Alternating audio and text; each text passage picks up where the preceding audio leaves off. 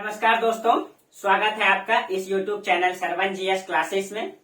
तो पिछले क्लास में हम लोग चर्चा कर रहे थे दोस्तों बहमनी साम्राज्य के बारे में, और बहमनी साम्राज्य में हम लोग चर्चा किए थे अहमद शाह द्वितीय के बारे में। और अहमद शाह द्वितीय के समय में ही इतिहास में बहमनी साम्राज्य में अहमद शाह द्वितीय के समय में ही पहली बार महमूद गावा का उल्लेख आया था कि अहमद शाह द्वितीय के समय जितने भी अभियान का नेतृत्व किया था वो महमूद गावा ने किया था, और सभी अभियान को विफल भी उसने किया था। जो उसके समय में जो आक्रमण हुआ उन आक्रमणों को रोकने का काम महमूद गावा ने किया था। उसके बाद तो महमूद द्वितीय के समय, उसका पूरा नाम था अलाउद्दीन महमूद द्वितीय। अलाउद्दीन महमूद द्वितीय के समय पहली बार महमूद गावा का नाम आता है। उसके बाद का इतिहास कहा जाता है दोस्तों महमूद बहमनी साम्राज्य में महमूद गावा का इतिहास माना जाता है। महमूद गावा का सर्वोच्चता का इतिहास माना जाता है। बहमनी साम्राज्य में कहा जाता है बहमनी साम्राज्य में महमूद गावा कभी शासक नहीं रहा दोस्तों, कभी सुल्तान नहीं बना,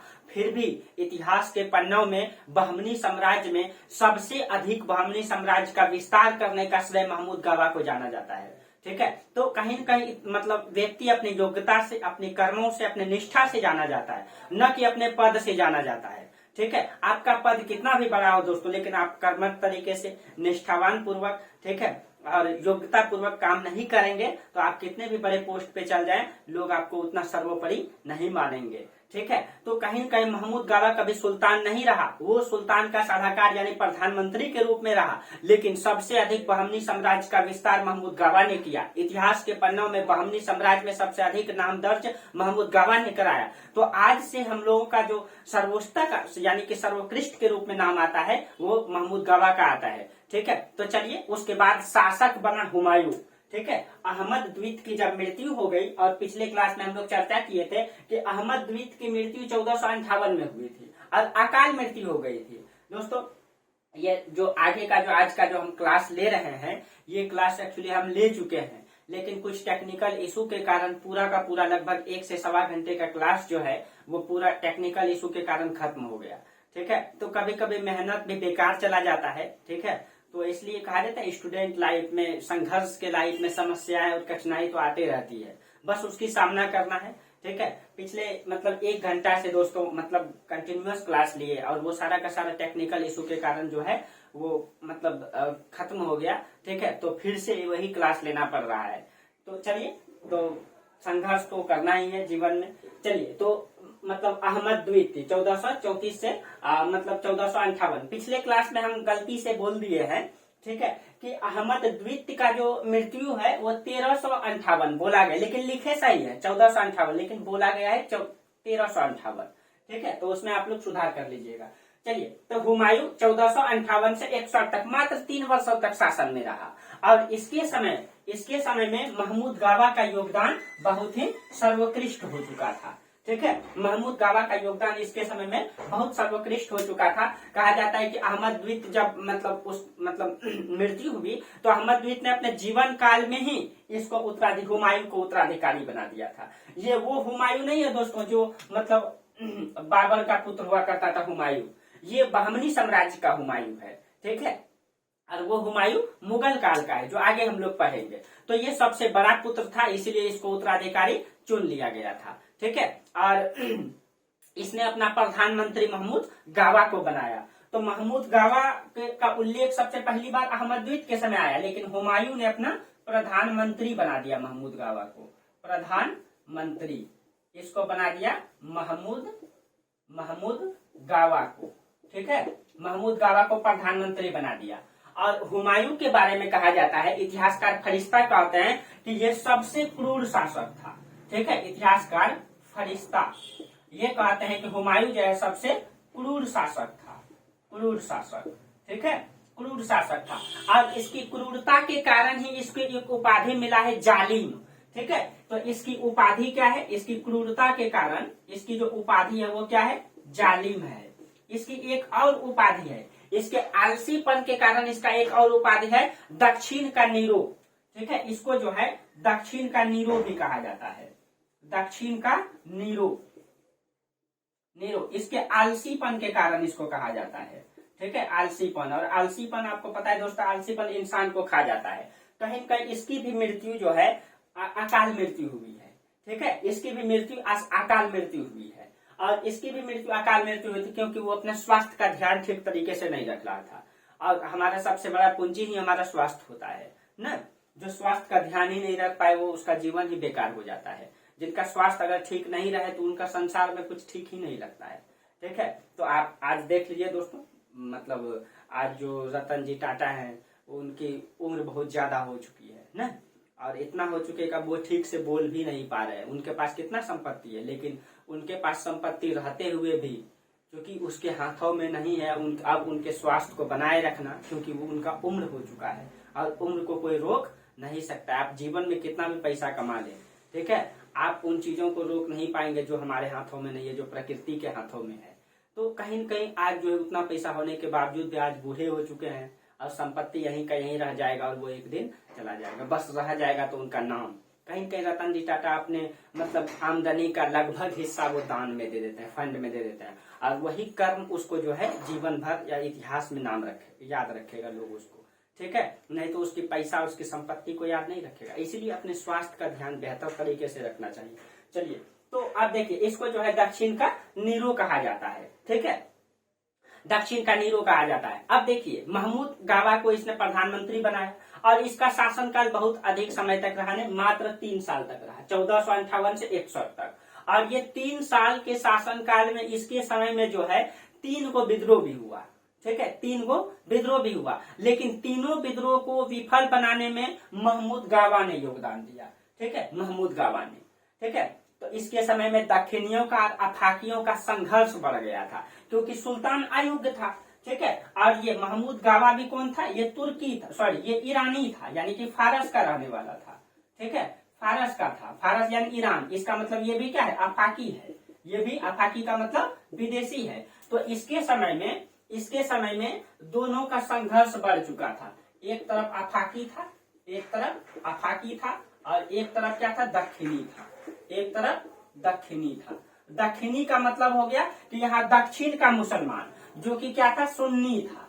दक्षिण का मुसलमान क्या था, सुन्नी था, जबकि अफाकी विदेशी क्या था, शिया था। ये दोनों में हमेशा संघर्ष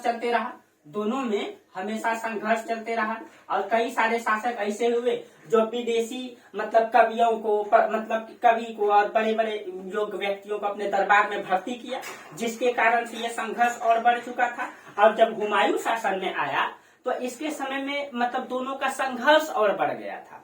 और खुद प्रधानमंत्री महमूद गावा जो अफाकी विदेशी है, जिसके कारण से यहाँ के जो मुसलमान थे हमेशा नाराज रहते थे, जिसके कारण से संघर्ष और बढ़ता चला गया। लेकिन महमूद गावा अपनी सूझबूझ से, अपनी योग्यता से इन सब को संतुलन बनाने में, ठीक है, अपनी कूटनीति से, अपनी राजनीति से, ठीक है, इन सभी को संतुलन बनाने में सफल रहा महमूद गावा। ठीक है, तो चलिए, कैसे कहा जाता है कि इसके शासनकाल में जितना भी सफलता मिला हुमायूं के शासनकाल में, सबका योगदान महमूद गावा को जाता है, सबका योगदान महमूद गावा को जाता है। और यानी कि 3 विद्रोह हुआ इसके समय में, 3 विद्रोह हुआ, और तीनों मतलब कि विद्रोह का मतलब दमन महमूद गावा ने किया। और इन दोनों में मतलब कि संघर्ष को जो है बरकरार ठीक रखने में, यानी कि संघर्ष को समाप्त करने में इन दोनों के बीच इसी का हाथ रहा, समझाने बुझाने में। ठीक है, और इस यानी कि सारा का सारा श्रेय हुमायूं के समय प्रधानमंत्री महमूद गावा को जाता है। उसके बाद हुमायूं की मृत्यु जो है अचानक 1461 में हो गई, अकाल मृत्यु। 1461 में इसकी क्या हो गई, अकाल मृत्यु हो गई। और इसकी जब अकाल मृत्यु हो गई तो इसका पुत्र था निजामुद्दीन अहमद। ठीक है, निजामुद्दीन अहमद को जो है उसको शासक बनाया गया, लेकिन उस समय वो मात्र 8 वर्ष का था। तो हुमायूं के बाद कौन बना, निजामुद्दीन अहमद।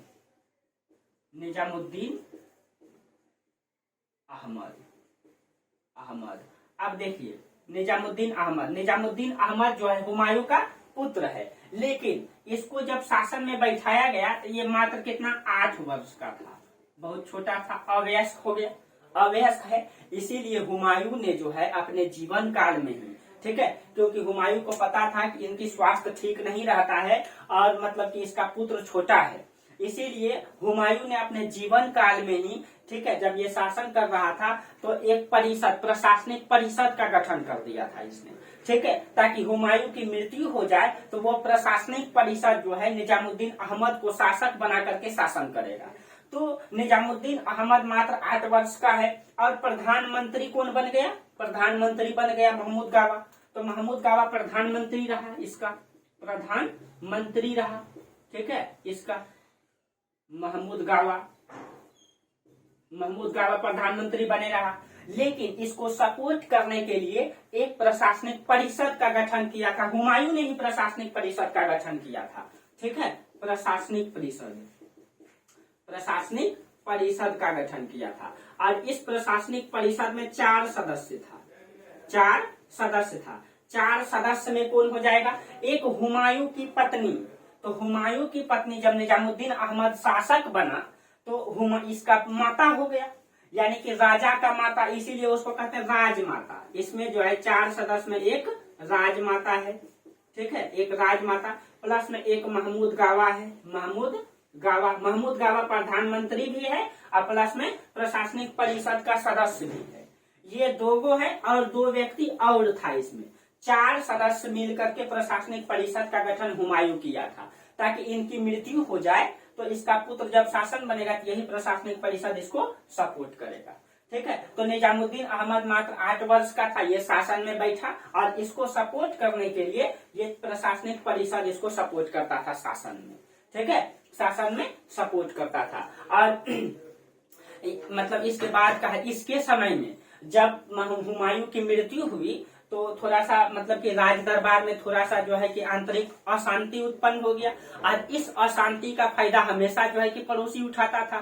जैसे ही मतलब ये अशांति उत्पन्न हुआ, अचानक मतलब मृत्यु हो गई तो उड़ीसा के शासक इस समय गजपति कपिलेश्वर था, उसने आक्रमण कर दिया।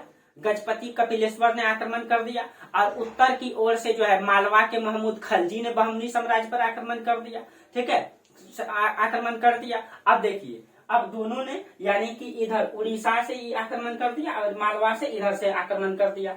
जब दोनों का आक्रमण हो गया, ठीक है, तो कहा जाता है कि उड़ीसा का मतलब कि आक्रमण को तो रोक दिया महमूद गावा ने, ठीक है, उड़ीसा का आक्रमण को तो रोक दिया, ठीक है। लेकिन मतलब कहा जाता है थोड़ा सा इसमें चर्चा कर दें। जब उड़ीसा के शासक ने आक्रमण किया था तो राजधानी याद रखिएगा, राजधानी कहाँ था? बीदर। कई बार चर्चा कर चुके हैं, राजधानी बीदर है। तो उड़ीसा के शासक जो है यहाँ तक आक्रमण करके राजधानी बीदर पर जो है कि वो मतलब घेरा डालने लगा। जब उसको घेरा डालने लगा और घेरा डाल करके, ठीक है, घेरा डाल करके इसने जो है कि युद्ध का हार जाना मतलब मांगने लगा। लेकिन कहा जाता है कि जब मतलब महमूद गावा ने उस पर आक्रमण किया तो उसको जो है बीदर को छोड़ करके भागना पड़ा। यानी कि उड़ीसा का इसके समय में उड़ीसा का जब आक्रमण हुआ, ठीक है, उड़ीसा का इसको भी फल कर दिया। लेकिन मालवा का आक्रमण इससे भी ज्यादा भयानक था।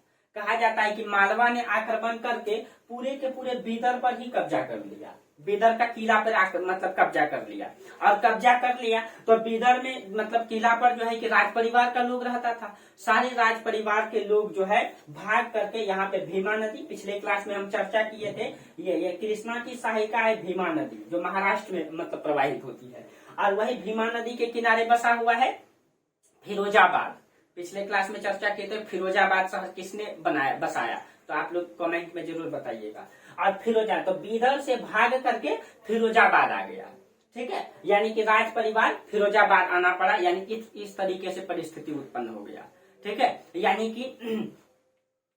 कि मतलब कि निजामुद्दीन अहमद के समय राजधानी पर मालवा का खलजी सुल्तान का मतलब यह कब्जा हो गया, ठीक है, कब्जा हो गया। अब देखिए, अब इसमें कहा जाता है कि महमूद गावा ने क्या किया?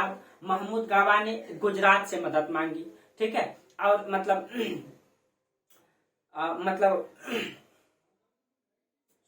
हाँ, अब क्या हो गया? अब जो है महमूद गावा ने क्या किया? अब क्योंकि महमूद गावा ही सारा नेतृत्व करता था, महमूद गावा ने गुजरात से मदद मांगी। ये है आपका गुजरात, ठीक है, गुजरात। अब गुजरात से मदद मांगा, अब इधर से गुजरात जो है मदद करता है उसको, इधर से गुजरात इस पे आक्रमण करता है, इधर से महमूद गावा आक्रमण करता है। दोनों के आक्रमण करने के बाद जो है जो खलजी सुल्तान था मालवा, तब वो बीदर छोड़ करके भागता है।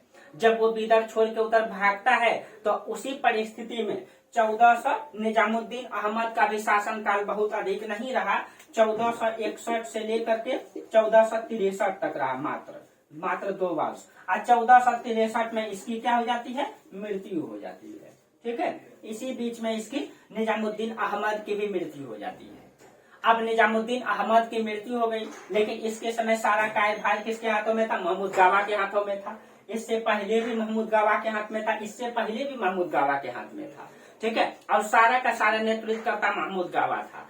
अब देखिए, इसकी जब मृत्यु हो गई निजामुद्दीन अहमद की, तो निजामुद्दीन अहमद का छोटा भाई था शमसुद्दीन मोहम्मद तृतीय। मोहम्मद द्वितीय तो अहमद द्वितीय तो ये है, ठीक है, और उसके बाद आता है मोहम्मद द्वितीय, शमसुद्दीन मोहम्मद तृतीय। तो चलिए, इसके बाद इसका छोटा भाई शासन में मतलब बैठता है। तो चलिए चर्चा करते हैं। एकदम आसानी से समझना है दक्षिण भारत का इतिहास, कहते हैं कि डिफिकल्ट है, एकदम सीधा है।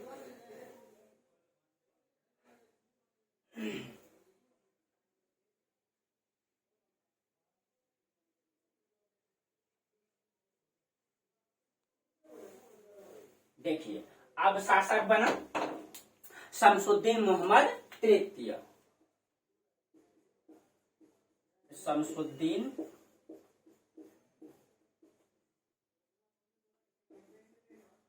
मोहम्मद तृतीय। अब देखिए, शमसुद्दीन मोहम्मद तृतीय, और शमसुद्दीन मोहम्मद तृतीय का शासन काल 1463 से 1482 रहा। अब इसका शासन काल लंबा रहा, 63 से 82, लगभग 20 साल, 19 साल इसका शासन में रहा। ठीक है, अब देखिए, अभी तक जो है महमूद गावा अपनी निष्ठा को, अपनी योग्यता को पूरे साम्राज्य के सामने साबित कर चुका था। ठीक है, साबित कर चुका था। अब देखिए, और जब ये भी शासन में बैठा तो ये भी अल्पवयस्क था। ये भी क्या था, अल्पवयस्क था, यानी कि मात्र इसकी आयु 9 से 10 वर्ष, 8 से 9 वर्ष के आसपास में था, यानी ये भी अल्पवयस्क था। और इसके समय प्रधानमंत्री कौन बना रहा, प्रधानमंत्री बना रहा कौन, महमूद गावा बना रहा। अब अभी तक में महमूद गावा अपनी निष्ठा को साबित कर चुका है न, अपनी योग्यता को पूरे साम्राज्य के सामने साबित कर चुका है, इसको प्रधानमंत्री बने रहने दिया। कहा जाता है कि शमसुद्दीन महमूद के समय जितना भी साम्राज्य का विस्तार हुआ वो सब का सब स्वयं महमूद गावा को जाता है। इससे पहले भी महमूद गावा था, लेकिन आने वाला 20 वर्ष का जो ये इतिहास है, 20 से 25 वर्ष का इतिहास, वो पूरा का पूरा महमूद गावा का इतिहास के दौर के रूप में माना जाता है। ठीक है, कहा जाता है कि महमूद गावा ने इसको प्रधानमंत्री तो रहने ही दिया। ठीक है, महमूद गावा ने क्या किया, प्रधानमंत्री पद पर रहते हुए इसने सारा का सारा निर्णय ये खुद लेता था, क्योंकि सुल्तान छोटा था, और सारा नेतृत्व करता, सारा कार्यभार ये खुद अपने हाथों में रखा था। ठीक है, और ये बहुत बड़ा राजनीतिक और कूटनीतिज्ञ भी था, और अपनी योग्यता के बदौलत बहमनी साम्राज्य का विस्तार इसने इतना कर दिया। कहा जाता है कि महमूद गावा ने बहमनी साम्राज्य का विस्तार दक्षिण में कांची तक, जो तमिलनाडु में पड़ता है, ठीक है, कांची तक मतलब इसका आधिपत्य स्वीकार करता था शासक। लेकिन इसका प्रत्यक्ष कंट्रोल कहाँ तक था, तो प्रत्यक्ष कंट्रोल के बारे में कहा जाता है कि रायचूर का किला से लेकर के, यानी रायचूर का द्वार इसके कब्जे में आ चुका था। और उत्तर में इसका साम्राज्य जो है, ये जो मतलब गोदावरी नदी है, गोदावरी नदी तक, और उत्तर पूर्व में उड़ीसा तक, और दक्षिण पश्चिम में गुजरात से इसकी सीमा लगती थी, दक्षिण में विजयनगर साम्राज्य में सीमा लगती थी। और उसके बाद लेकिन यहाँ तक प्रत्यक्ष कंट्रोल में रहा, ये पूरा का पूरा प्रत्यक्ष कंट्रोल में रहा, लेकिन कांची भी इसका आधिपत्य स्वीकार करता था। कहा जाता है कि इसकी सीमा का विस्तार पूरब में जो है कोरोमंडल तट, आपको पता है कि ये वाला तट कोरोमंडल तट है, ये वाला कोरोमंडल तट, और ये पूरब में, पश्चिम में अरब सागर, ये वाला अरब सागर है, अरब सागर को छूती थी। दक्षिण में हिंद महासागर को छूती थी इसकी सीमा, हिंद महासागर हो गया, और उत्तर में इसकी सीमा गोदावरी नदी। लेकिन प्रत्यक्ष कंट्रोल रायचूर दोआब तक था। इतनी बड़ी साम्राज्य का विस्तार महमूद गावा ने किया था अपने समय में। ठीक है। और इसको एक एक करके हम लोग चर्चा करेंगे कि महमूद गावा का प्रशासनिक योगदान क्या है, राजनीतिक उपलब्धि क्या है, एक एक करके चर्चा करते हैं। ठीक है। और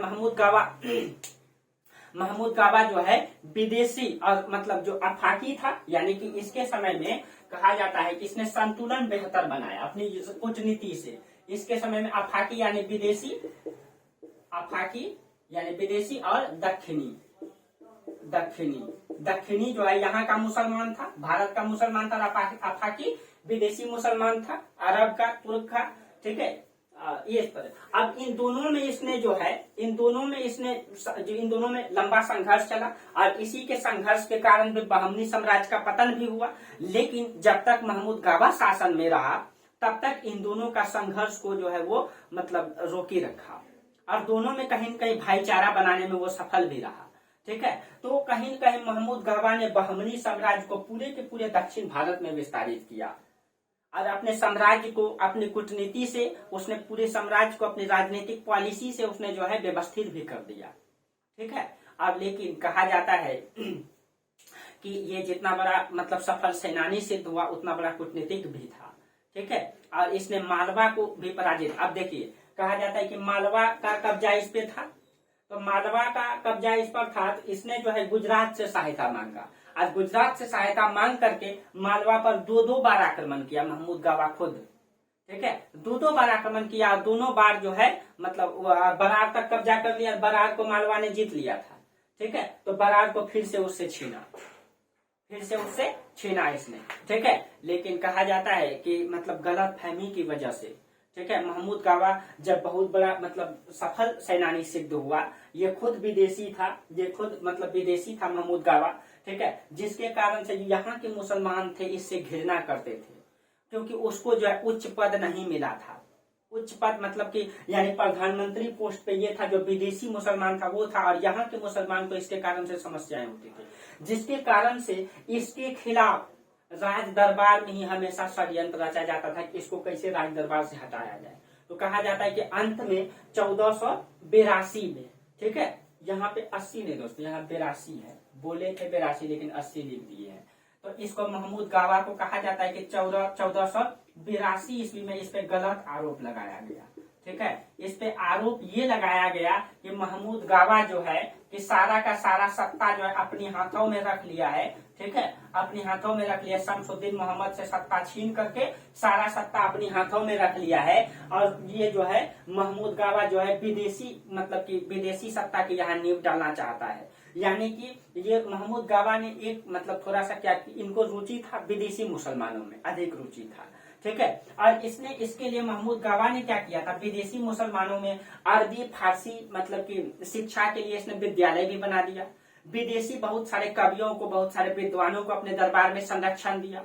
ठीक है। अब विदेशी मतलब दरबारियों को, विदेशी कवियों को, यानी कि ईरान से जो कवि आते थे, फारस से जो कवि आते थे, अरबी फारसी भाषा में इसको ज्यादा रुचि था, जिसके कारण से इसने विदेशी को मतलब कवियों को, विद्वानों को अधिक संरक्षण दिया। और ये सब चीजें दिखता था साम्राज्य में। ठीक है। तो इसीलिए और ये प्लस में खुद ये विदेशी था, जिसके कारण से और ये तो और एक मौका भी मिल गया मतलब कि यहाँ के मुसलमानों को एक प्रकार से ऐसा। इसलिए महमूद गावा पे ये आरोप लगाया गया कि महमूद गावा जो है सुल्तान से सत्ता छीन करके अपने हाथों में रख लिया है और ये खुद विदेशी है और सारा विदेशी को अपने प्रशासन में रख लिया है, ऊंचे ऊंचे पोस्ट पे रख लिया है। ठीक है। और यहाँ पे मतलब विदेशी मुसलमान सत्ता का नींव डालना चाहता है, यानी कि ये तो शिया थे। ठीक है। ये शिया थे और जबकि यहाँ के मुसलमान क्या थे, सुन्नी थे। ठीक है। इसके कारण से विरोध उत्पन्न हो गया और इस पे आरोप लगा दिया गया कि सुल्तान से महमूद गावा सत्ता छीन लिया है। और जिसके कारण से कहते हैं समाज में जो मतलब निर्णय लिया जाता है वो रोष में, वो बहाव में लिया जाता है।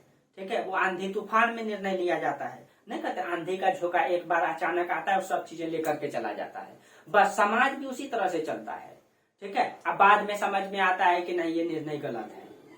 अब कहीं कहीं वही हुआ, महमूद गावा को गलत तरीके से इस पे आरोप लगाया गया कि इसने सुल्तान से सत्ता छीन लिया है और इसको आरोप लगा करके 1482 ईस्वी में इसको जो है फांसी की सजा दे दिया गया। ठीक है। जब इसको फांसी की सजा दे दिया गया, ठीक है, तो उसके बाद जो है साम्राज्य का पतन होना प्रारंभ हुआ। तो 1482 ईस्वी में महमूद गावा को जो है फांसी की सजा भरे दरबार में दे दिया गया। ठीक है। किसके समय? शमसुद्दीन मोहम्मद तृतीय के समय मृत्यु दंड की सजा दे दिया गया 1482 ईस्वी में।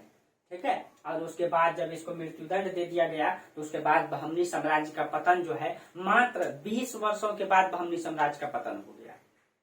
ठीक है। 20 वर्षों के बाद साम्राज्य का पतन होना स्टार्ट हुआ और 35-40 वर्षों में साम्राज्य खत्म हो गया। कोई ऐसा योग्य शासक नहीं आया कि मतलब ठीक से प्रशासन को संभाल पाए।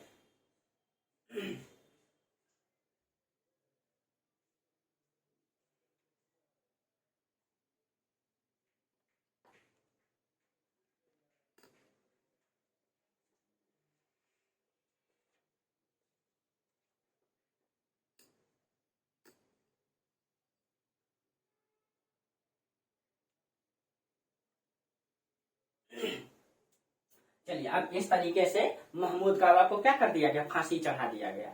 ठीक है। अब देखिए, लेकिन कहा जाता है कि महमूद गावा को भारतीयों से अधिक इस्लामी संस्कृति में रुचि था।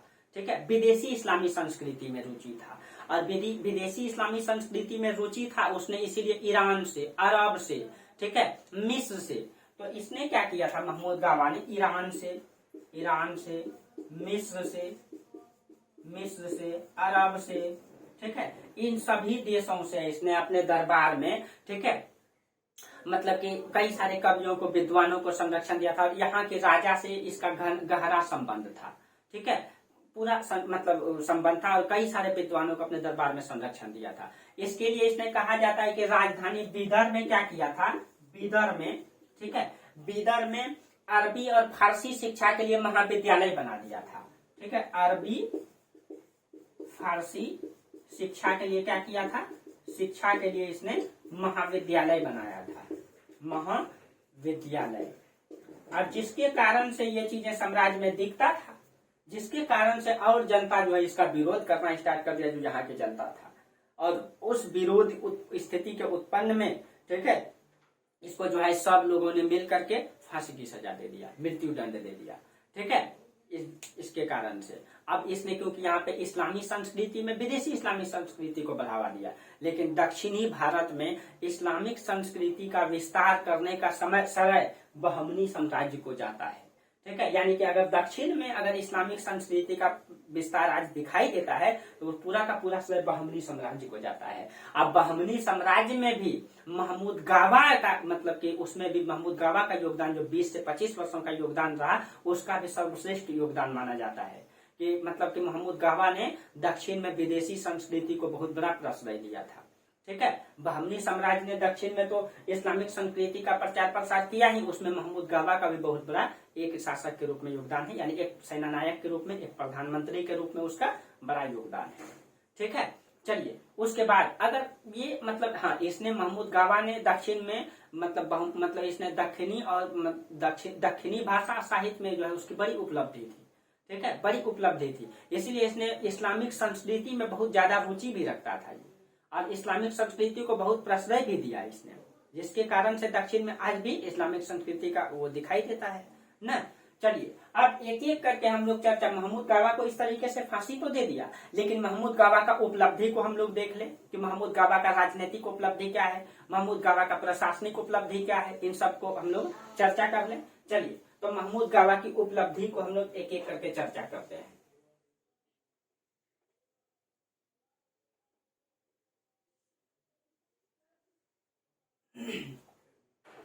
देखिए, तो महमूद गावा का सबसे पहले हम लोग राजनीतिक उपलब्धि देखते हैं कि इसने कहाँ कहाँ मतलब आक्रमण क्या क्या क्या योगदान दिया राजनीतिक उपलब्धि में। तो महमूद गावा का राजनीतिक उपलब्धि,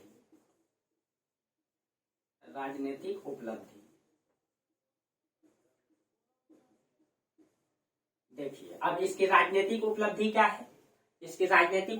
है, तो देखिए, पहले भी हम चर्चा किए कि ये प्रशासनिक परिषद का सदस्य भी था, साथ साथ ये प्रधानमंत्री भी रह चुका था। इसका लंबे संघर्ष के कारण लंबा अनुभव था इसको, क्योंकि कर्म करने से ही गुण आता है ना, मेहनत करने से ही मतलब गुण में वृद्धि होती है। तो कहीं न कहीं इसने बहुत सारा युद्ध लड़ा था, इसको युद्ध का भी बहुत ज्यादा अनुभव था। प्लस में इसने साम्राज्य को पूरी तरीके से, बहमनी साम्राज्य को ये समझ चुका था। ठीक है, समझ चुका था, इसकी राजनीतिक समस्याओं को समझ चुका था। क्यों? क्योंकि हमेशा से इसके दरबार में आक्रमण होते रहा। किससे? इधर दक्षिण से विजयनगर साम्राज्य का, इधर उड़ीसा का, इधर मालवा का, इधर गुजरात का, न ये सभी आक्रमणों को झेलते झेलते महमूद गावा पूरे बहमनी साम्राज्य के राजनीतिक कंडीशन को मजबूती से समझ लिया था। उन सभी राजाओं के कमजोरी को समझ चुका था। उनसे लड़ते लड़ते ये बहुत ही बेहतर सेनानायक बन चुका था। न लड़ने का गुण कैपेसिटी में अधिक हो चुका था। बेहतर कूटनीति भी इसको आता था, जिसके कारण से इसने साम्राज्य का विस्तार अधिक किया। ठीक है, अब देखिए, इन समस्याओं का संघर्ष करते करते बहुत चीजें सीख चुका था। इसलिए सबसे पहले इसने जो है मालवा के मोर्चे पर युद्ध किया था, क्योंकि शुरुआती चरण में मालवा जब आक्रमण, उड़ीसा को तो पीछे भगा दिया, लेकिन मालवा से युद्ध करना पड़ा। गुजरात से सहायता लेकर के दो बार युद्ध किया मालवा से। ठीक है, तो इसने कौन कौन सा युद्ध किया, इसको हम लोग पहले चर्चा कर लें। तो इसने सबसे पहली बार 1466-67 में मालवा के विरुद्ध 2 सैनिक अभियान किया और दूसरे में मालवा को पराजित किया। तो सबसे पहले राजनीतिक उपलब्धि में 1466-67 में मालवा के विरुद्ध 2 अभियान किया। ठीक है, विरुद्ध 2 अभियान किया और दूसरे में मालवा को क्या किया? मालवा को पराजित किया। यानी कि इसने जो है मालवा को भी पराजित किया। नहीं तो मालवा बार बार आक्रमण करके बीदर, अहमदनगर और बरार का इलाका में बार बार ये कब्जा कर लेता था, तो उसको जो है पराजित किया। ठीक है, उसको उसने पराजित किया। एक अभियान 1470 में इसने उड़ीसा की सहायता के लिए सैनिक भी भेजा।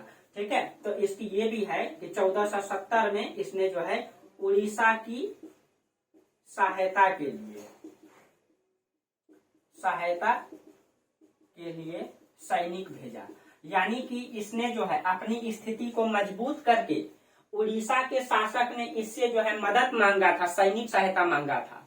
ठीक है, क्योंकि कई बार बहमनी साम्राज्य के शासक ने भी कई बार मदद मांगा, कि कभी बंगाल से, कभी गुजरात से, कभी कन्नौज से, न तो इसलिए जब उड़ीसा के शासक ने इससे मदद मांगा था, इसने जो है मदद करने के लिए सेना अपने भेजा था। तो कहीं कहीं ये दिखाता है कि आपके पास अधिक पैसा है तब तो आप किसी को उधार भी दे रहे हैं। यानी कि इसके समय में साम्राज्य बहुत ही मजबूत कंडीशन में रहा होगा, अर्थव्यवस्था मजबूत रहा होगा, जिसके कारण से इसने सैनिक सहायता भेजा उड़ीसा को। ये इसकी उपलब्धि को दर्शाता है, क्योंकि इससे पहले जो सुल्तान है, सुल्तान ने अपनी योग्यता नहीं साबित कर पाया था। सुल्तान के समय में सारे आक्रमण और बढ़ता जा रहा था, लेकिन महमूद गावा के समय में और अर्थव्यवस्था मजबूत रहा होगा, जिसके समय में महमूद गावा ने उसको सैनिक सहायता भी दिया। यह इसकी राजनीतिक उपलब्धि को दर्शाता है। उसके बाद 1471 में हबीर को अपनी अधीनता स्वीकार करवाया। तो 1471 में इसने क्या किया? 1471 में हबीर को क्या किया? अधीनता स्वीकार करवाया, अधीनता। ठीक है, हबीर को अधीनता मतलब स्वीकार करवाया। ठीक है, उस पर आक्रमण 1472 में गोवा को इसने जीता, और इसकी ये सबसे बड़ी उपलब्धि माना जाता है 1472 में। देखिए यहाँ पे पड़ता है आपका एग्जैक्ट बोले तो कर्नाटक में रायचूर का द्वार से दक्षिण में पड़ता है। यहाँ गोवा है। ठीक है, और गोवा में बहुत बड़े बड़े बंदरगाह का विकास हुआ था। और जब उसने गोवा पे आक्रमण किया था, ठीक है, आक्रमण किया था और उसको जब जीता, ठीक है, तो उनको बहुत खुशी हुआ, क्योंकि वो सबसे बड़ी उपलब्धि थी, क्योंकि यहाँ बड़े बड़े बंदरगाह का विकास हुआ था और इस बंदरगाह से विदेशी व्यापार जो है आसानी से होता था, और उसने इसको जीता था। इसकी ये सबसे बड़ी उपलब्धि माना जाता है कि इसने गोवा को जीता था। ठीक है, 1472 में। उसके बाद क्यों वहां मतलब प्रमुख बंदरगाह था। 1473 में बेलगांव का विजय किया। ठीक है, साथ साथ पश्चिमी समुद्र तट में भी अपना साम्राज्य का विस्तार किया। तो 1473 में बेलगांव को इसने जीता। ये इसकी राजनीतिक उपलब्धि है महमूद गावा का। ये सारा राजनीतिक उपलब्धि जो इम्पोर्टेंट है। इसके अलावा उसने कई सारा युद्ध किया, इसके अलावा उसने तो युद्ध तो हमेशा करता ही रहा। ठीक है, ये सिर्फ राजनीतिक उपलब्धि है। अगर उसका हम प्रशासनिक योगदान को देखें महमूद गावा का, तो प्रशासनिक योगदान में क्या क्या योगदान है देखिए।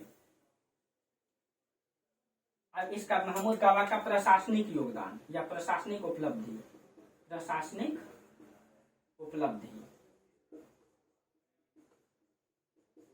देखिए प्रशासनिक उपलब्धि में इसका क्या क्या उपलब्धि है। इसने क्या किया, तो देखिए महमूद गावा ने प्रशासनिक उपलब्धि में बहमनी साम्राज्य के समस्त राजनीतिक कंडीशन को मजबूत बना दिया। ठीक है, क्योंकि इसने जो है कि साम्राज्य का सबसे अधिक विस्तार किया, बहमनी साम्राज्य का सबसे अधिक विस्तार इसने किया।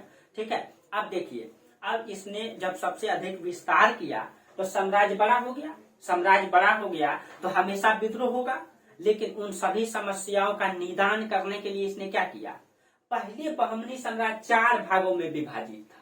ठीक है, 4 भागों में विभाजित था, प्रांतों में विभाजित था। लेकिन जब महमूद गावा ने पूरे के पूरे बहमनी साम्राज्य को जब विस्तारित किया, बड़ा साम्राज्य बन गया, तो उस 4 को इसने बेहतर कंडीशन से सत्ता चल पाए 8 में विभक्त कर दिया। आज सभी जगह पे एक प्रांतपति को यानी गवर्नर को नियुक्त कर दिया। जिस प्रकार से अभी हमारा देश 28 राज्य न और एक देश बना हुआ, यानी पूरा भारत 28 राज्यों में बटा हुआ है, यानी राज्य को प्रांत कह सकते हैं, प्रांतों में बटा हुआ है। और जैसे देश में प्रधानमंत्री होता है, राज्य में मुख्यमंत्री होता है, उसी प्रकार से इसने पूरे बहमनी साम्राज्य को, पहले बहमनी साम्राज्य जो है 4 भागों में बटा हुआ था। ठीक है, तो बड़ा बड़ा था। अब इसने 4 को 8 और 4 को 8 में बना, यानी छोटा कर दिया। यहाँ भी एक व्यक्ति रख दिया, यहाँ भी एक व्यक्ति को रख दिया। ठीक है, यानी अब मतलब इसने बेहतर कंडीशन से सत्ता चल पाए, विद्रोह न हो, इसके लिए इसने 8 भागों में इसको बांटा, समस्त बहमनी साम्राज्य को। अब 8 प्रांतों में कौन कौन सा था, तो इसने जो है 8 प्रांतों को देख लीजिए। अब देखिए, तो प्रशासनिक उपलब्धि में इसने क्या किया, 4 प्रांत को इसने किसमें, 8 प्रांत में विभाजित किया। और उसमें कौन कौन सा था, उसमें इसने बरार को गालिब और माहूर में बांटा। ये जो आपका बरार है, इसको 2 भागों में बांटा। बरार को इसने गालिब और माहिर, हाँ, गालिब और माहूर, गालिब प्लस माहूर में बांटा। इसको 2 भागों में बांटा। ठीक है, बरार को। गुलबर्गा को इसने बीजापुर और गुलबर्गा में बांटा। बीजापुर में ही पड़ता है गुलबर्गा, गुलबर्गा का किला भी है। आप लोग इसको एटलस में जरूर देखिएगा, भीमा नदी के आसपास है वो गुलबर्गा, शायद किनारे ही है गुलबर्गा। तो गुलबर्गा, ठीक है, तो गुलबर्गा को इसने बीजापुर और गुलबर्गा में बांटा। गुलबर्गा प्लस बीजापुर, इसको भी 2 भागों में बांट दिया। ठीक है, उसके बाद दौलताबाद को दौलताबाद और जुन्नार में बांटा। ये जो आपका महाराष्ट्र में ही पड़ता है दौलताबाद, महाराष्ट्र में है दौलताबाद। आपको चर्चा भी कर दिया, राजधानी बनाया था एमबीटी ने। तो इसने दौलताबाद को दौलताबाद प्लस जुन्नार में बांटा। ठीक है, इसको भी इसने 2 भागों में बांटा। उसके बाद तेलंगाना को राजमुंदरी और वारंगल में बांटा। तेलंगाना को इसने राजमुंदरी और वारंगल में बांटा। इस प्रकार से इसने पूरी प्रशासन को मतलब ये कर दिया। ठीक है, सीमित कर दिया, यानी कि व्यवस्थित कर दिया 8 भागों में बांट करके। ठीक है, और सभी में एक गवर्नर को नियुक्त कर दिया, सब प्रांतों में एक एक गवर्नर को रख दिया। ठीक है, और जितने भी मतलब खालसा मतलब जितने भी अतिरिक्त भूमि, इसने क्या किया, अब देखिए मान लीजिए कि ये पूरा का पूरा साम्राज्य है, साम्राज्य को इसने क्या किया, छोटे छोटे 8 भागों में बांट दिया। ठीक है, और ये खुद केंद्र पे बैठा रहा 8 भागों में बांट करके। ठीक है, केंद्र पे रहा, और इसने छोटा छोटा, इससे भी कुछ भूमि लिया, इससे भी कुछ भूमि लिया, इससे भी कुछ, थोड़ा थोड़ा सब से भूमि ले करके उसको खालसा भूमि में परिवर्तित कर दिया। खालसा भूमि का मतलब हो गया सरकारी भूमि। ठीक है, सरकारी भूमि में परिवर्तित कर दिया, यानी उसका प्रत्यक्ष टैक्स डायरेक्ट केंद्र को जाएगा। यानी कि इससे ये हमेशा वो अनुभव करता रहेगा कि हम स्वतंत्र नहीं है, हम गुलाम है, हम मतलब उसके प्रांत के रूप में है। इसलिए इसने ऐसा किया था ताकि उसको कभी ये फील ना हो जाए कि मेरा ये प्रांत है और हम यहाँ के राजा हैं, ये फील ना हो। इसके लिए थोड़ा थोड़ा सबसे भूमि लेकर के उसने उसको खालसा यानी सरकारी भूमि में तब्दील कर दिया, और उसका प्रत्यक्ष कंट्रोल इसने अपने पास में रखा। ठीक है, प्रत्यक्ष कंट्रोल, ताकि यहाँ के गवर्नर को कभी ये विद्रोह करने के लिए सोचे भी नहीं। तो कहीं कहीं उसने प्रशासन को बेहतर बनाने के लिए मतलब बेहतर कूटनीति का भी सहारा लिया उसने। ठीक है, चलिए, तो इस तरीके से उसका प्रशासनिक योगदान है। उसके बाद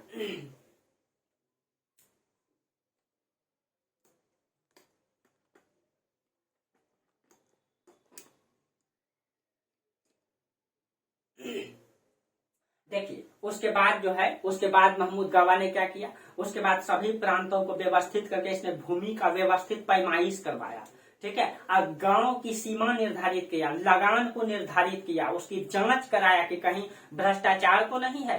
तो इसने क्या किया, सबको व्यवस्थित करके प्रशासन में उसने और आगे क्या किया, सबसे पहले भूमि की इसने पैमाइश करवाया, ठीक है, भूमि का पैमाइश करवाया, पैमाइश, और भूमि का पैमाइश करके प्लस में गांव की सीमा निर्धारित किया कि कौन गांव का कहां तक सीमा है, कौन कितना टैक्स देगा, कौन गांव से कौन टैक्स वसूल के लाएगा, गांव की सीमा निर्धारित करा, प्लस में उसकी लगान को निर्धारित किया कि टैक्स कितना देगा, ठीक है, सबको जो है लगान को निर्धारित किया, लगान को निर्धारित कर दिया, प्लस में सबका जांच भी कराया कि कहीं चोरी तो नहीं होता है टैक्स, कहीं निचले अधिकारी जो है भ्रष्टाचार तो नहीं करता है गांव के लोगों से, ठीक है। इस तरीके से इसने प्रशासन में योगदान दिया, ठीक है, योगदान दिया। और उसने मतलब जितने भी नया गठित प्रांत था उन सब पर ये नहीं कि उसने जो है भेदभाव नहीं किया दक्षिणी और अफाकी में, इसने क्या किया, जितने भी नया प्रांत बना था और पुराना प्रांत था उन सब को इसने बराबर बराबर, दक्षिणी को और अफाकी को दोनों को बराबर बराबर बांट दिया, ठीक है। यानी कि आधा गवर्नर रखा विदेशी तो आधा रखा अफाकी, ताकि दोनों में संघर्ष को कम कर दिया जाए, ठीक है, इसके लिए इसने ऐसा किया था, ठीक है। और मतलब सब में इसने विदेशी को और दक्षिणी को समान रूप से बांट दिया, वितरित कर दिया। उसके बाद महमूद गावा का बहुत बड़ा योगदान साहित्य और संस्कृति में भी माना जाता है, ठीक है, वह विद्वानों का भी बहुत बड़ा मतलब संरक्षक था। इस तरीके से महमूद गावा को जो है, ठीक है, मध्यकालीन इतिहास में एक महान मतलब कि महान वीर योद्धा के रूप में जाना जाता है। मध्यकालीन भारत के इतिहास में इसको महान वीर योद्धा के रूप में इसको जाना जाता है, महमूद गावा को, ठीक है। और यानी कि लगभग 20 वर्षों का इतिहास बहमनी साम्राज्य में महमूद गावा का इतिहास के रूप में जाना जाता है, और कहीं न कहीं सबसे अधिक उपलब्धि उसकी मानी जाती है, ठीक है। और सबसे अधिक मतलब कि साम्राज्य का विस्तार भी जो है किसके समय हुआ, महमूद गावा के समय में ही हुआ, ठीक है। एक सेकंड दोस्तों,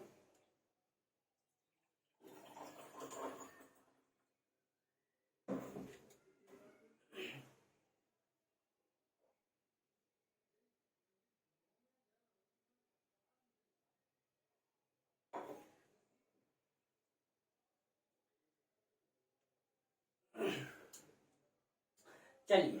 तो अब हाँ, महमूद गावा हो गया।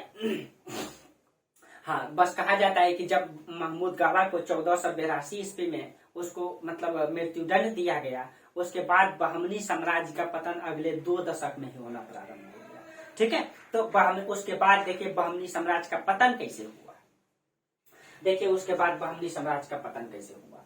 आप लोग को पूरा समझ में आ रहा होगा, आप लोग इसका स्क्रीनशॉट लेना चाहें तो ले सकते हैं।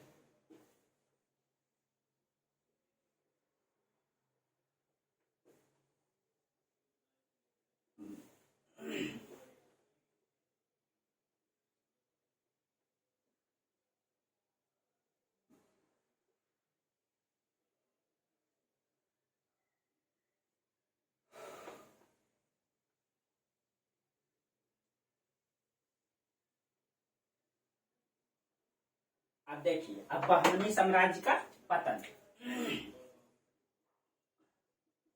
बहमनी साम्राज्य का पतन, ठीक है। अब देखिए बहमनी साम्राज्य का पतन कैसे हुआ। अब देखिए कहा जाता है कि गावा की मृत्यु के बाद, ठीक है, अगले 2 दशक में बहमनी साम्राज्य तीव्र गति से मतलब पतन होना प्रारंभ हुआ, क्योंकि कोई ऐसा योग्य शासक नहीं आया कि बहमनी जैसे बड़े साम्राज्य को, ठीक है, एक योग्य शासक ही इसको नेतृत्व प्रदान कर सकता था, इसको संरक्षित रख सकता था, क्योंकि महमूद गावा ने वैसा स्थिति ही बना दिया था, ठीक है, कि यहाँ एक योग्य शासक ही इसको मतलब कंट्रोल में कर सकता है, क्योंकि हमेशा इन दोनों दक्षिणी और अफाकी के विदेशी के बीच में जो है मतलब संघर्ष होता रहा, राज दरबार में भी गुटबंदी होता रहा, ठीक है। इसके कारण से इसको संभालना एक योग्य शासक का ही काम था, और कोई ऐसा योग्य शासक नहीं आया बहमनी साम्राज्य में कि इसको संभाल पाए।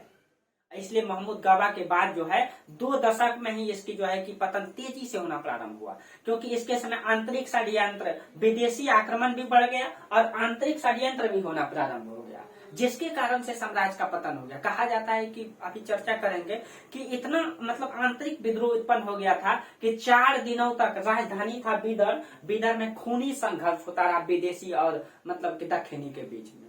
और उस खूनी संघर्ष की स्थिति में सुल्तान कुछ नहीं कर पाया और कहा जाता है कि सब के सब दक्षिणी और विदेशी ने सब के सब प्रांतों ने अपने अपनी स्वतंत्रता घोषित कर दिया और बहमनी साम्राज्य का पतन हो गया। ठीक है, तो इसके बाद शासन शिहाबुद्दीन महमूद 1482 से 1518 तक इसका शासन काल है, शिहाबुद्दीन महमूद। ठीक है, तो इसका पतन, साम्राज्य का पतन जो है महमूद गावा, इसको मृत्यु दंड दिया गया। मृत्यु दंड दिया कब? 1482 में। इसके बाद प्रारंभ हुआ पतन। ठीक है, तो 1482 में जब उनकी मृत्यु दंड दिया तो उसके बाद शासन में आया। तो शासन में तो वो था ही, शमसुद्दीन मोहम्मद तृतीय ही शासन में था, लेकिन शमसुद्दीन मोहम्मद तृतीय शासन में था तो जैसे महमूद गावा को मृत्यु दंड दिया गया तो जस्ट 1 साल बाद इसकी भी मृत्यु हो गई। 1 साल बाद शमसुद्दीन महमूद की भी मृत्यु हो गई और शमसुद्दीन महमूद के बाद बना शिहाबुद्दीन मोहम्मद। ठीक है, कौन बना? शिहाबुद्दीन मोहम्मद।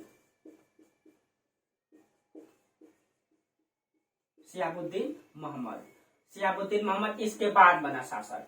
ठीक है, और इसका शासनकाल 1482 से 1518 तक है। 1518 तक है। अब देखिए, एक अयोग्य शासक इतने बड़े साम्राज्य में लंबे समय तक शासन करेगा तो ऑटोमेटिक है कि क्या होगा? साम्राज्य का पतन होगा। अयोग्य शासक रहेगा, सत्ता को संचालित नहीं कर पाएगा, आंतरिक अशांति उत्पन्न होगा, विदेशी आक्रमण होगा, साम्राज्य धीरे धीरे पतन की ओर जाएगा। अब देखिए, इसके समय में सभी प्रांतपति ने अपनी स्वतंत्रता घोषित करना प्रारंभ कर दिया। 15वीं शताब्दी के अंत तक बहमनी साम्राज्य खंडित हो चुका था, यानी टूट चुका था। ठीक है, इससे पहले जो सुल्तान था यानी कि शिहाबुद्दीन मोहम्मद ने क्या किया था? निजामुल मुल्क को प्रधानमंत्री बनाया। यानी इसके समय प्रधानमंत्री महमूद गावा था। जब महमूद गावा प्रधानमंत्री था, इसको तो मृत्यु दंड दे दिया गया। इसको मृत्यु दंड देने के बाद इसने प्रधानमंत्री निजामुल मुल्क को बनाया। निजामुल मुल्क। ठीक है, निजामुल मुल्क। और ये क्या था? ये दक्षिणी था। ये जो है दक्षिणी था। ठीक है, अब निजामुल मुल्क को बनाया, ये दक्षिणी था। और जब शिहाबुद्दीन महमूद तो छोटा था, ठीक है, छोटा था। अब इसको जब प्रधानमंत्री बनाया तो इसका जो मतलब ये इसकी उम्र बहुत कम था, मात्र 12 वर्ष का था। इसीलिए इसका एक मतलब संरक्षक या सेना नायक बना दिया मलिक नायक को। ठीक है, तो इसका संरक्षक के रूप में या सेना नायक के रूप में, सेना नायक किसको बना दिया? मलिक नायब को बना दिया।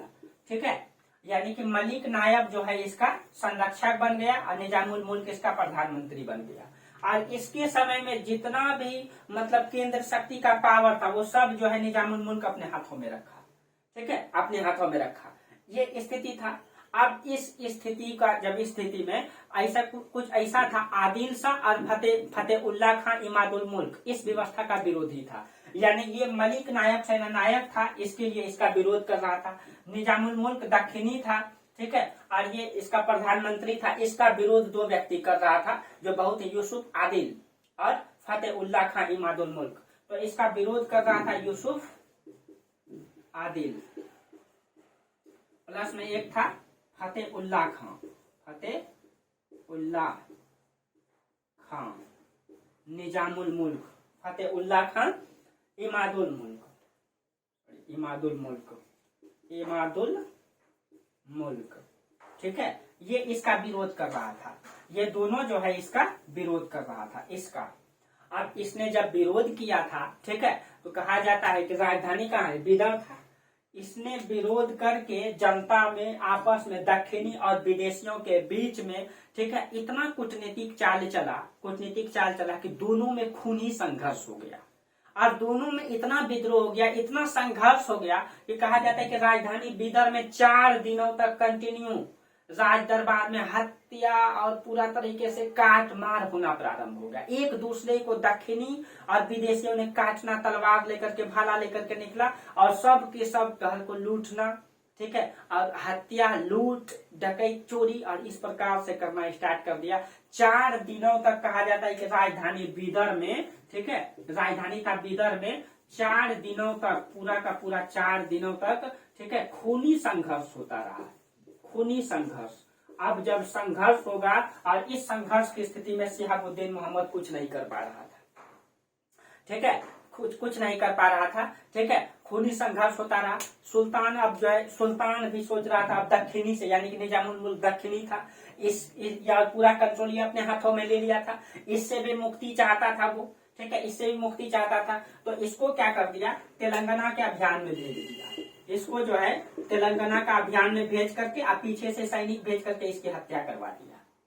उसके बाद ये दक्षिणी का जब पीछा छूटा तब अफाकी जो विदेशी थे वो इसका मतलब कि पीछे पड़ गया।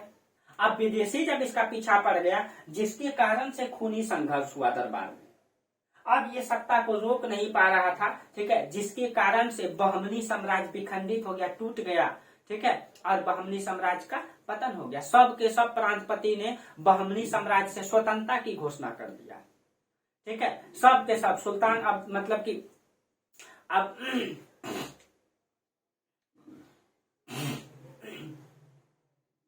अब जो है इसके बाद जब पूरा का पूरा खूनी संघर्ष हुआ तो सब के सब प्रांतपतियों ने स्वतंत्रता की घोषणा कर दिया और बहमनी साम्राज्य से अलग हो गया। और अलग होकर के कई सारे दक्षिण में राज्य की नींव डाला गया। जैसे अहमद निजामुल मुल्क ने अहमदनगर में एक वंश की नींव डाला, निजाम शाही वंश। अब अहमदनगर में कौन सा वंश आ गया, यहाँ पे आ गया निजाम शाही। तो इसको थोड़ा सा ठीक से लिख लीजिए आप लोग, ठीक है, देखिए, तो आप लोग इसको मैप में लिख लीजिएगा। तो अहमदनगर में निजाम शाही वंश, निजाम शाही वंश, ठीक है, और इसका नींव किसने डाला अहमदनगर में, यानी ये स्वतंत्र होकर के एक अलग राजवंश की नींव डाला, निजाम शाही वंश, और इसकी मतलब स्थापना किया, ठीक है, अहमद निजामुल मुल्क। इसके संस्थापक जो है अहमद निजामुल मुल्क, निजामुल मुल्क, ठीक है, इसने स्थापना किया अहमदनगर में निजाम शाही वंश का, ठीक है, बहमनी साम्राज्य से निकल करके स्वतंत्र हो गया और निजाम शाही वंश। यूसुफ आदिल शाह ने बीजापुर में आदिल शाही वंश, तो बीजापुर में कौन सा वंश आ गया, आदिल शाही वंश, आदिल शाही वंश। और इसकी स्थापना किसने किया, यूसुफ आदिल शाह, यूसुफ आदिल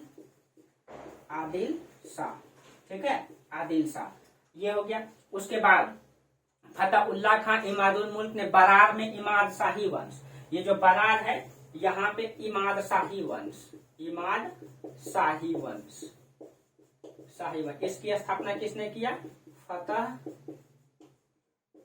खान, फतेहुल्लाह खान निजाम, क्या नाम था इसका, इमादुल मुल्क, पूरा नाम है फतेहुल्लाह खान इमादुल मुल्क, इमादुल मुल्क। आप लोग इसको जो है मतलब ये इसी में मैप में अलग दूसरा फिगर बना करके इसको बना लीजिएगा, ठीक है, दूसरा। और इस फिगर को हमेशा हर पेज में फिगर को डालिए, यानी कि मतलब हर साम्राज्य में एक फिगर को डालिए। पहले जब शुरुआत कीजिए इसको, इस फिगर को जरूर बना लीजिएगा, ठीक है, ताकि कॉन्सेप्ट आपका क्लियर रहेगा, ठीक। उसके बाद कुतुबुल मुल्क ने जो है गोलकुंडा में कुतुब शाही वंश, ठीक है, गोलकुंडा में कुतुब शाही वंश या कुतुब शाह वंश, कुतुबुल मुल्क ने।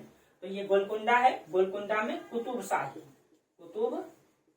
वंश, ठीक है। और इसकी नींव किसने डाली, तो कुतुबुल मुल्क ने, कुतुबुल मुल्क, ठीक है।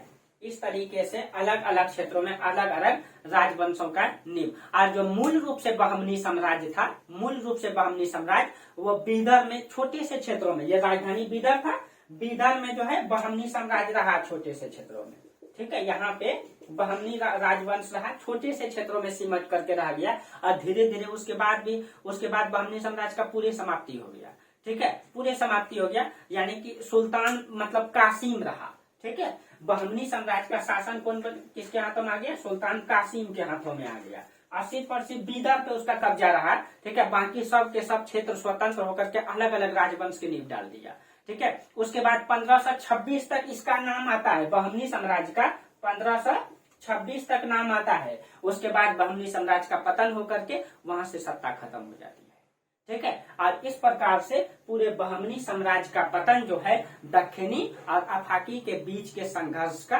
कारण जो है बहमनी साम्राज्य का क्या हो गया, पतन हो गया। ठीक है। और इस प्रकार से आपका भी बहमनी साम्राज्य खत्म हो गया। ठीक है। अब आप लोग को पूरा हम विजयनगर साम्राज्य पढ़ाए, बहमनी साम्राज्य पढ़ाए। बहमनी साम्राज्य लगभग मतलब 2.5 क्लास रहा, क्योंकि फर्स्ट क्लास में याद कीजिए विजयनगर और बहमनी साम्राज्य की नींव के बारे में बताए थे। उसके बाद 2 क्लास, पिछले 2 क्लास से आपको विजयनगर सॉरी बहमनी साम्राज्य पिछले 2 क्लास में हम लोग खत्म कर लिए। और विजयनगर साम्राज्य लगभग 3 से 4 वीडियो है आप लोगों का ना, वो सारा। तो इस प्रकार से विजयनगर साम्राज्य और बहमनी साम्राज्य का नोट्स आप लोगों को विजयनगर साम्राज्य का नोट्स मिल चुका है पीडीएफ टेलीग्राम ग्रुप में। ठीक है। और जो नहीं जुड़े हैं, मेरा टेलीग्राम ग्रुप मतलब यूट्यूब के डिस्क्रिप्शन में लिंक रहता है, वहां से आप लोग जुड़ सकते हैं, वहां से आपको पीडीएफ मिल जाएगा। ठीक है। और विजयनगर साम्राज्य का पीडीएफ मिल चुका है और फिर आपको बहमनी साम्राज्य का भी पीडीएफ मिल जाएगा। ठीक है। और आप लोग उसका पीडीएफ से जो है नोट्स बना लीजिए और थोड़ा सा उसको बुक से पढ़ लीजिए। ठीक है। यानी विजयनगर साम्राज्य बहमनी साम्राज्य को कोई बुक से, एक बुक से कोई पढ़ लीजिए मिडिवल हिस्ट्री का। ठीक है। ऐसे तो सबसे बेहतर तो आपका ये है हरिश्चंद्र वर्मा का बुक है ना, सबसे बेहतर है, वो 2 पार्ट में आता है। आप लोग उसको ले लीजिए, उसमें बेहतर तरीके से दिया हुआ है। और इससे देखिए ये जो हम बताए इसमें 2-3 बुक से मतलब डाटा लिया गया है, इसीलिए मतलब इससे ज्यादा आप लोगों को पढ़ने की जरूरत नहीं पड़ेगा। लेकिन एक बार बुक से पढ़ लेंगे, एनसीईआरटी से पढ़ लेंगे तो आपको संतुष्टि मिल जाएगा, आपको मतलब ज्ञान में वृद्धि हो जाएगी। ठीक है। और कहीं से आपको यूपीएससी तक में क्वेश्चन नहीं छूटेगा आपका।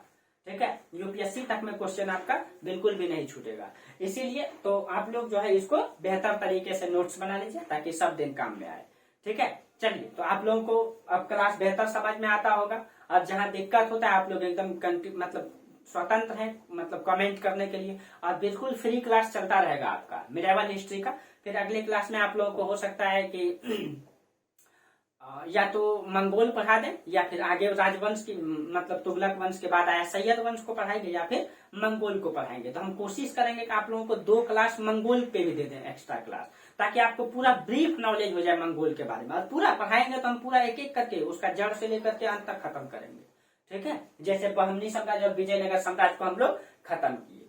ठीक है। तो चलिए दोस्तों, आज जो है यहीं तक रहने दीजिए। ठीक है। और आप लोगों को क्लास अगर बेहतर लगता है तो इसको कमेंट कीजिए, लाइक कीजिए।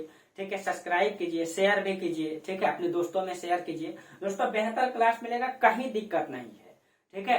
कहीं भी कंटेंट में आपको दिक्कत नहीं होगा, समझने में दिक्कत नहीं। ऐसा नहीं कि सिर्फ और सिर्फ रटा रहे हैं, लिखा रहे हैं, आपको कॉन्सेप्ट भी बता रहे हैं, कॉन्सेप्ट को साथ साथ लेके चल रहे हैं। बस आप जितना मेहनत करेंगे उतना बेहतर तैयारी होगा आपका। ठीक है। तो चलिए आज यहीं तक रहने दीजिए, फिर हम लोग अगले क्लास में इससे आगे चर्चा करेंगे। तब तक के लिए आप लोगों को बहुत बहुत धन्यवाद। Thank you.